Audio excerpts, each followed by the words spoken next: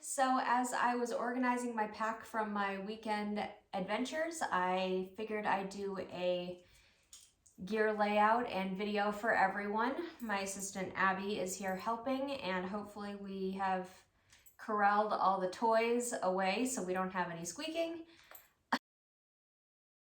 So we will start off first with my pack. So my pack is a Superior Wilderness Designs Rugged Long Haul 40 liter. I have added a pouch up here that I put my sunglasses and glasses in, easy access. It's also big enough that I can stick my phone in there if I need to.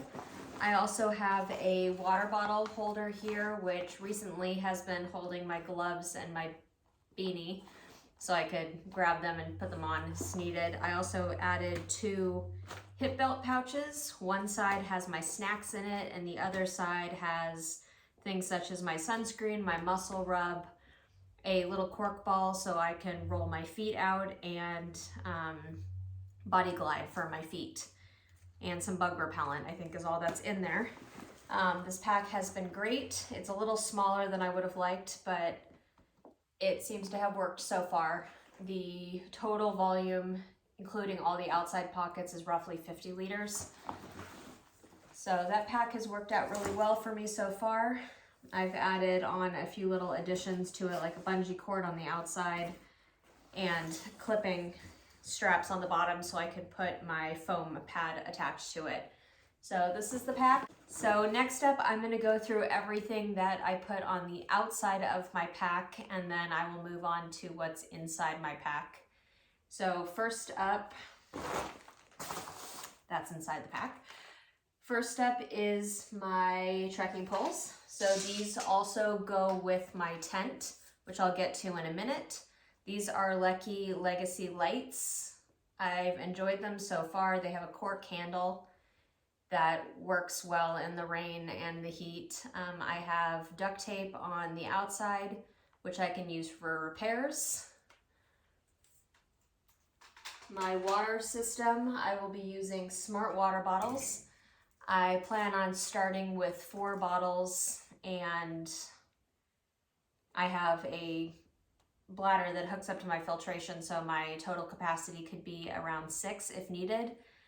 I'm also thinking of carrying just a smaller 700 ml bottle that I can use for shakes or mixes or electrolytes that are flavored, that aren't my normal water bottles, that I can carry in that shoulder pouch that's on my pack.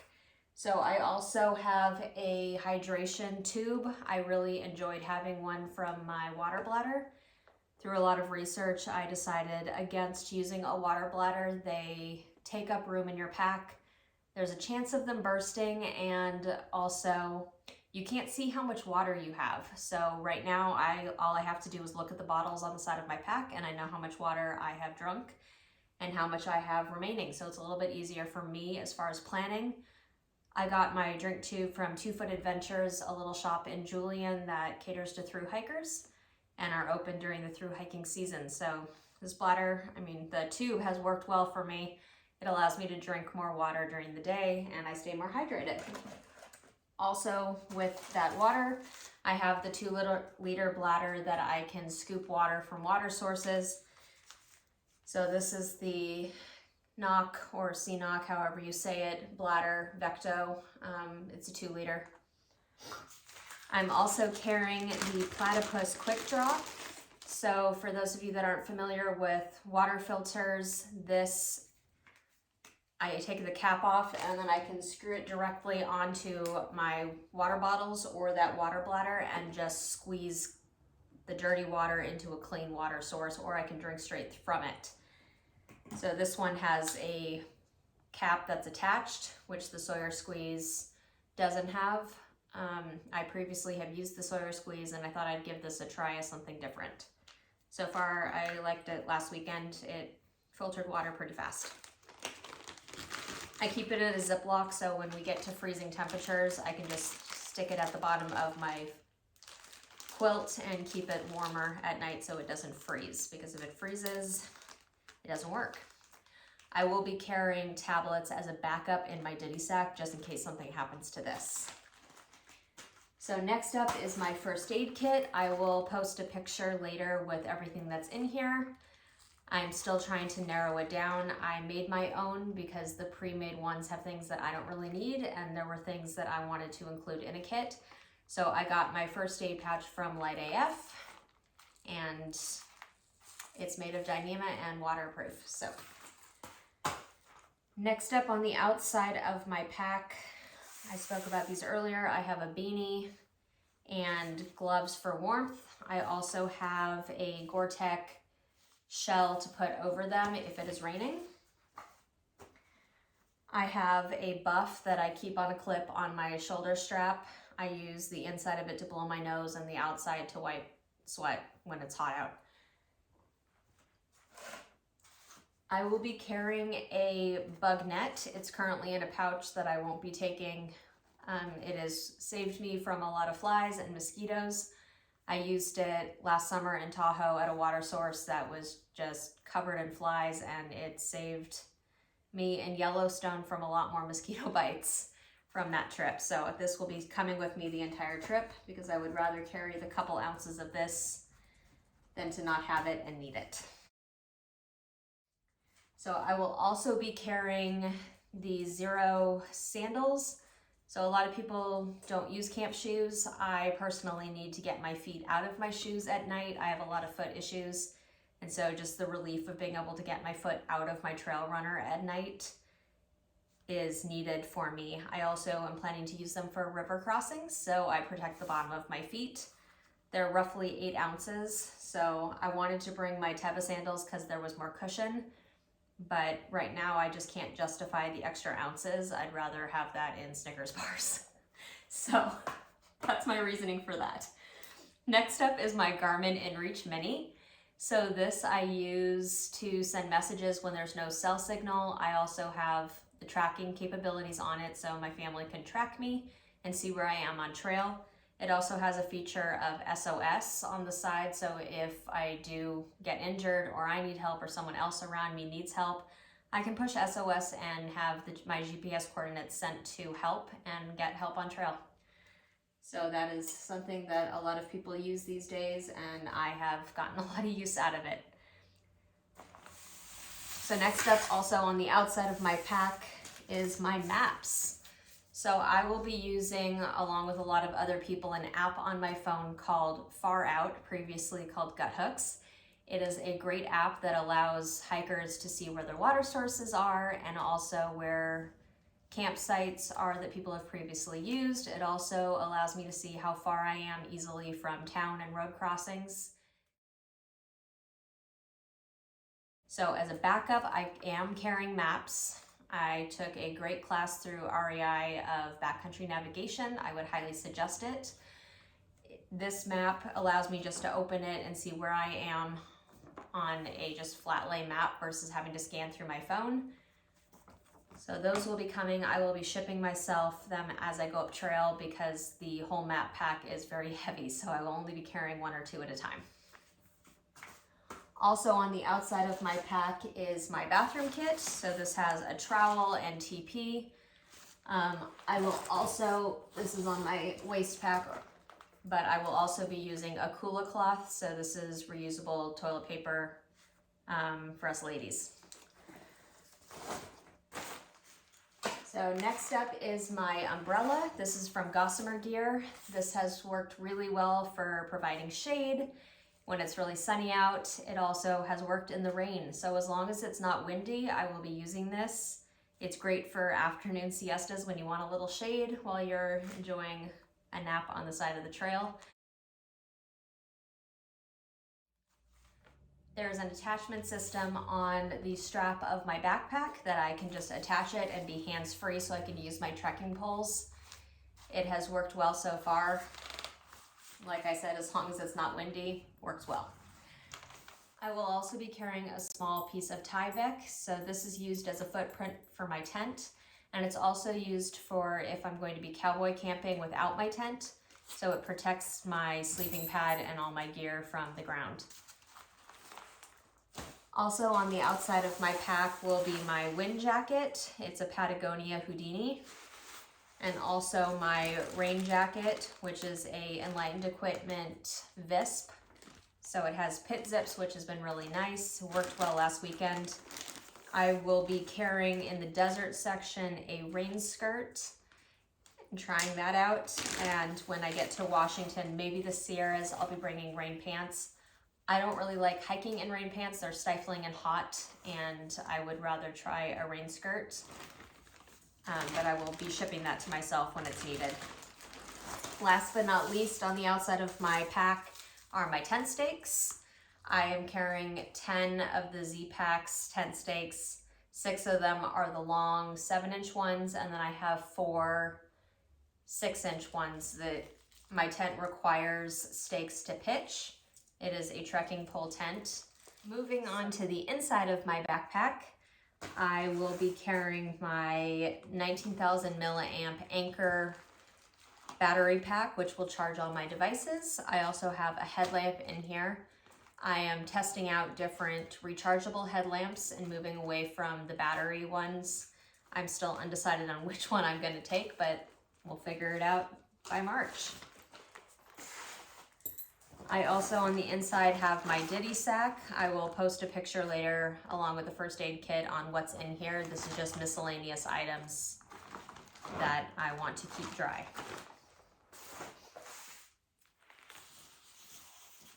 Next up is my Arc'teryx Cerium LT down puffy jacket. So this has kept me pretty warm. It's a little heavier than some of the other options, but it fit well. The other ones didn't. So this will be coming along. I keep it inside my pack because if it gets wet, the down is not going to work very well. Speaking of clothing,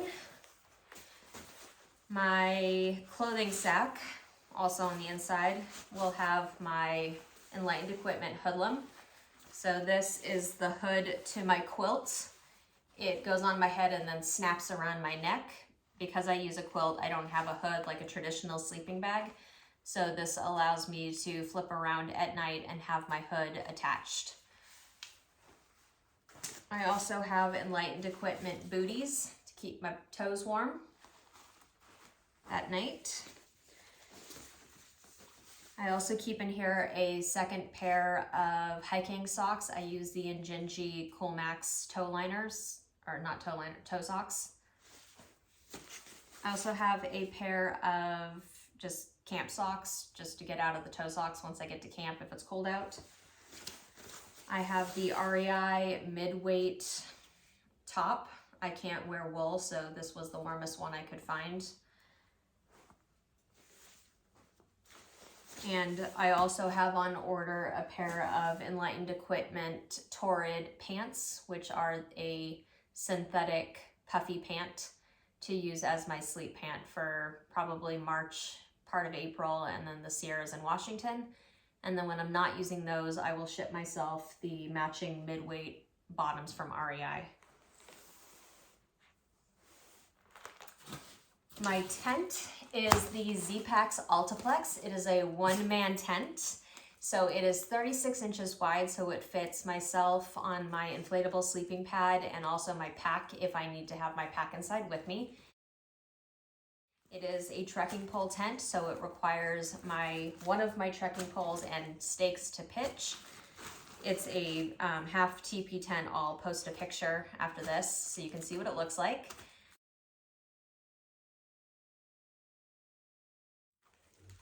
Moving on to my sleeping pad, I carry the NeoAir X-Therm pad. It is a 6.9 R value. I also use the regular width, so it's 20 inches wide. I miss having the extra width for my arms, but I'm not willing to carry the extra weight right now. So on my sleeping pad are my quilt straps. I have them duct taped on so they don't move when I roll my pad up at night in the morning. In here also is the inflation sack. I am also carrying a Trekology pillow. It has a strap to attach itself to my pad, so when I'm flopping back and forth in the middle of the night, it doesn't go flying off my pad and I don't have to dig around for it.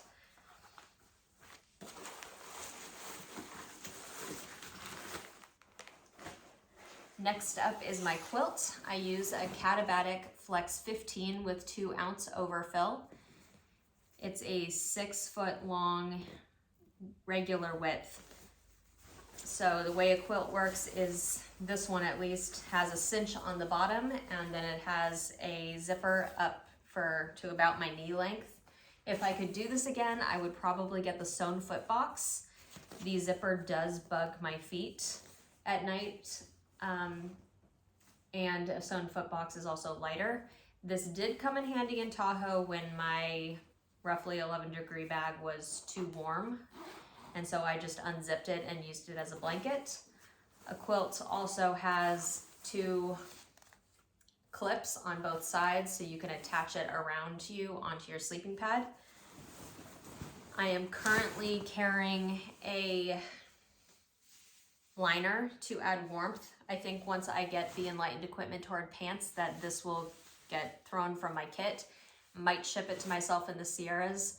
What I don't have down here, speaking of the Sierras, is my ice axe. I have the Camp Corsa ice axe along with micro spikes and then a bear can. So I'm carrying a barricade that has been custom cut to 11¼ inches. So it's roughly the same size as the BV500, but it fits in my pack better. Speaking of food, I'm also carrying a Dyneema Light AF food bag with a liner inside to keep the smell at bay from mice. I also have in here a little koozie that I made to make rehydrating my food a little bit faster and easier. I am using, this is my cook set. So I have a little collapsible cup for my coffee. I am using the 650 Tokes light pot. And then in here is a lighter and the BRS stove. So it's worked well so far. It doesn't work great in wind, but I'm using that koozie to kind of try to block the wind. And then I also have in here a small can of fuel. So I think that's it. Thanks for watching, everyone, and I'll see you later. Last but not least, totally forgot to mention it because I was sitting on it, is my Nemo Switch Pack foam pad. So I have this cut down to the length of my legs, and I trimmed it down to the width of my bum while I'm sitting to cut a little bit of weight off of this. So I use this for sitting around at lunch or for siestas. I also use it under my inflatable pad to prevent punctures. So this has been super handy and much more comfortable than the thinner pads that I have tried.